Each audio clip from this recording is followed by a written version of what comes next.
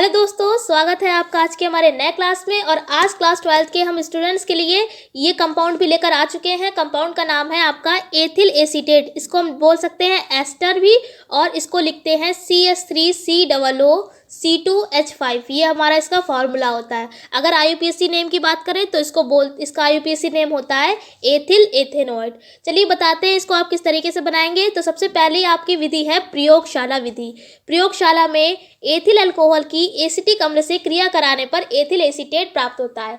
अब यहाँ पर देखिए, अगर आपने हमारी उत्प्रेरक वाली वीडियो देखी होगी तो ये जो रिएक्शन है वो स्व उत्प्रेरण की है। हमने उत्प्रेरण चैप्टर की भी यहाँ पर वीडियो कई सारी डाल रखी है उसके पार्ट।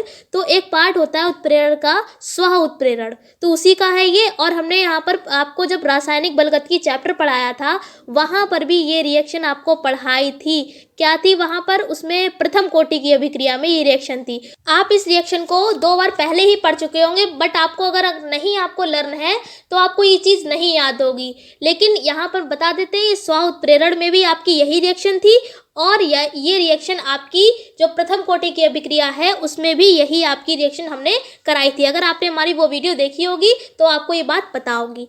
अब यहाँ पर देखिए, ये जो प्रयोगशाला विधि है इसमें क्या, जब आप एथिल अल्कोहल की एसिटिक अम्ल से क्रिया कराएंगे, जिसको हम एसिटिक अम्ल को सिरका भी बोलते हैं, पहले भी आपको बता चुके हैं।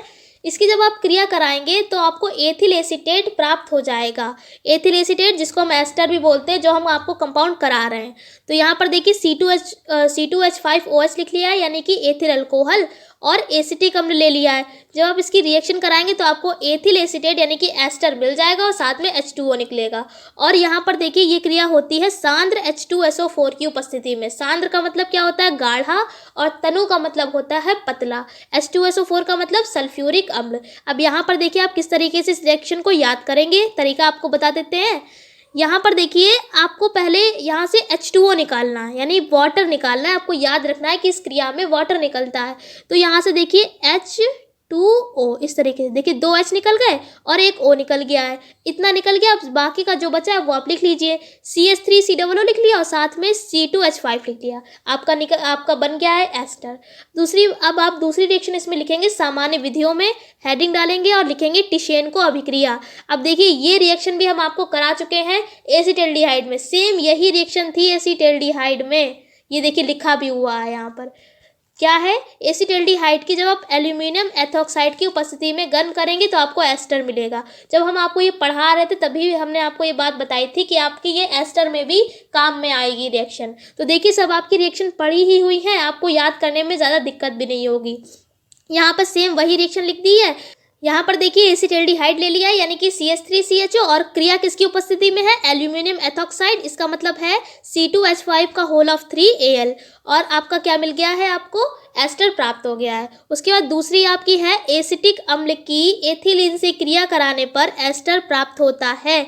आपने यहाँ पर एसिटिक अम्ल ले लिया है और एथिलीन को लिखते हैं C2H4 से। जब आप इसकी रिएक्शन कराएंगे तो आपको क्या मिलेगा? एस्टर प्राप्त हो जाएगा। और यहाँ पर देखिए, ये भी बहुत सरल है। यहाँ पर कितना आसान तरीके से हमने लिख दिया। यहाँ का जो एक H है उसको उठा के यहाँ पर कर दिया। यहाँ पर फिर से बताते हैं, देखिए CH3COO जैसे लिखा था वैसे ही रहने दिया यहाँ, और साथ में ये जो H एक बचा है इसको यहाँ पर आपने लेना है H को, तो हो जाएगा 4 की जगह पर H कितने हो जाएंगे? 5 हो जाएंगे।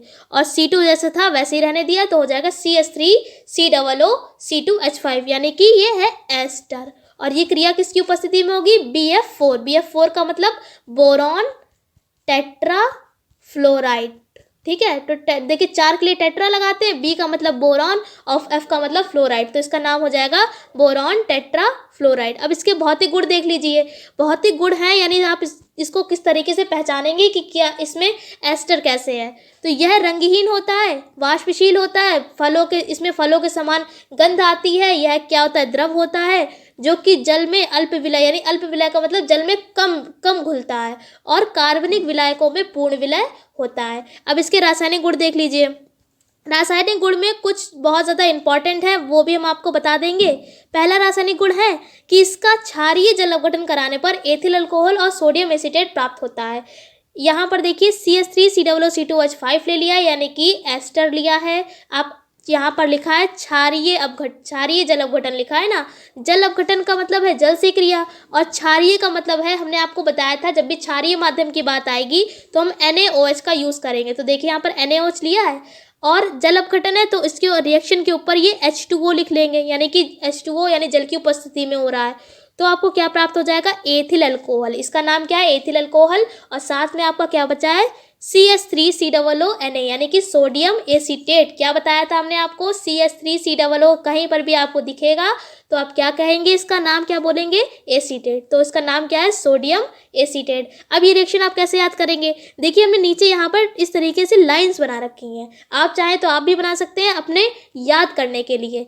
क्या किया है यहाँ पर, यहाँ से C2H5 ले लिया है और यहाँ से OH ले लिया है। ये आपका फॉर्मूला हो जाएगा C2H5OH यानी कि अल्कोहल। इस तरीके से आपने निकाल देना है और बाकी का जो बचा है उसको सेम वैसे ही आप नोट कर देंगे, CH3COO और Na। ये आपका साथ में हमारा सोडियम एसीटेट बच गया है। और जब भी हमारी ये जो एस्टर जब भी क्रिया करता है NaOH से और हमें अल्कोहल प्राप्त होता है और ये क्रिया होती है जल की उपस्थिति में, तो इस क्रिया को हम बोलते हैं साबुनीकरण क्रिया। क्या बोलते हैं, साबुनीकरण क्रिया। तो हमने यहाँ पर लाइन लिख दी है कि सभी क्रिया को क्या कहते हैं, हम साबुनीकरण क्रिया भी कहते हैं। दूसरी रिएक्शन आपकी इंपॉर्टेंट है, लिख लीजिए इसके ऊपर, इंपॉर्टेंट। इसकी अमोनिया से क्रिया कराने पर एसीटेमाइड प्राप्त होता है। तो देखिए हमने एस्टर की क्रिया कराई अमोनिया यानी कि NH3 से। अब यहाँ पर आपको यहाँ पर लिखा है एसीटेमाइड प्राप्त होता है, तो एमाइड आ रहा है। क्या आ रहा है आपका लास्ट में, एमाइड। तो ये एमाइड ग्रुप है। तो एमाइड ग्रुप की पहचान होती है CONH2। क्या पहचान होती है, CONH2। एसीटेमाइड है तो आगे आपका क्या लग जाएगा, CH3। तो इसका पूरा नाम क्या हो जाएगा, CH3CONH2। इसका नाम क्या है, एसीटेमाइड। क्या है, CH3CONH2। CONH2 आपको कहीं दिखेगा तो आप समझ जाएंगे कौन सा ग्रुप है, एमाइड ग्रुप है। और एमाइड ग्रुप की पहचान होती है, उसमें लास्ट में हम एमाइड ही जोड़ देते हैं। आगे यहाँ पर CH3 लगा हुआ है तो ये हो जाएगा एसीटेमाइड। और देखिए साथ में यहाँ पर अल्कोहल भी है। क्या है, अल्कोहल भी है, एथिल अल्कोहल। तो यहाँ पर देखिए किस तरीके से अल्कोहल को निकाला है। यहाँ पर से C2H5O ले लिया है और साथ में एक H की और ज़रूरत है हमें, तो यहाँ पर से एक H ले लिया है और बाकी का जो बचा है तो वो हमारा एसीटेमाइड कहलाएगा। तो यहाँ पर देखिए ये रिएक्शन भी आपको समझ में आ गई होगी। सबसे पहले आपको क्या करना है, यहाँ पर से अल्कोहल निकाल दीजिए। अल्कोहल आप निकाल देंगे और जो बाकी आपका प्रोडक्ट बचा है वो आपका क्या है, एसीटेमाइड है। फिर ये जो तीसरी आपके जो रासायनिक गुण है ये आपका इम्पॉर्टेंट है, क्योंकि यहाँ पर देखिए आपको बताते हैं यहाँ पर क्या है, इसकी मेथिल अल्कोहल से क्रिया कराने पर एथिल अल्कोहल प्राप्त होता है। एस्टर ले लिया और मेथिल अल्कोहल का मतलब CH3OH ले लिया। जब आप रिएक्शन कराएंगे तो आपको एथिल अल्कोहल और एस्टर ही मिलेगा। CH3COO CH3 ये भी हमारा एस्टर ही है और ये भी हमारा क्या है, एस्टर। लेकिन ये क्या है, एथिल एसीटेट है और ये क्या है हमारा, मेथिल एसीटेट है। बस इतना सा अंतर है, लेकिन है दोनों क्या, एस्टर ही हैं। तो यहाँ पर देखिए आपको अल्कोहल निकालना है। कैसे निकालेंगे, यहाँ पर देखिए C2H5 और OH, इस तरीके से आप निकाल दीजिए अल्कोहल C2H5OH।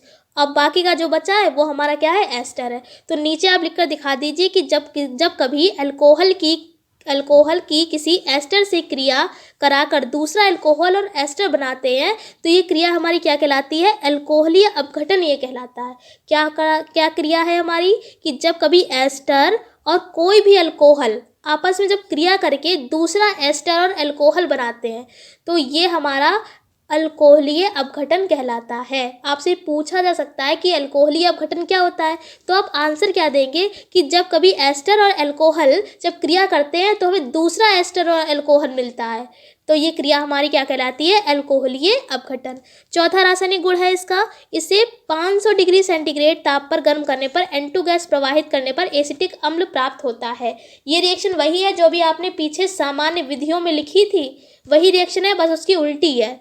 वहाँ पर ऊपर उपस्थिति थी BF4, यहाँ पर उपस्थिति है N2 और 500 डिग्री सेंटीग्रेड ताप पर है। उसी रिएक्शन को उल्टा करके लिख दिया है कि एस्टर की क्रिया जब कराई है N2 और 500 डिग्री सेंटीग्रेड ताप पर तो एसिटिक अम्ल और C2H4 यानी कि एथिलीन प्राप्त हो गया है।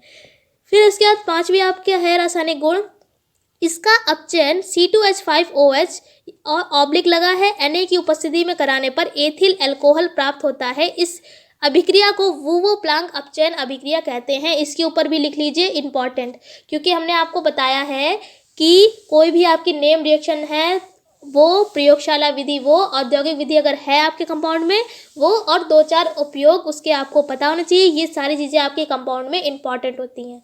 तो इस क्रिया में, इस कंपाउंड में ये हमारी क्रिया जो है रासायनिक गुण ये वाला, ये नेम रिएक्शन है। वुवो प्लांक अपचयन की क्रिया हमने आपको पढ़ाई है, अगर आपने पढ़ी है तो आप ये बात जानते होंगे।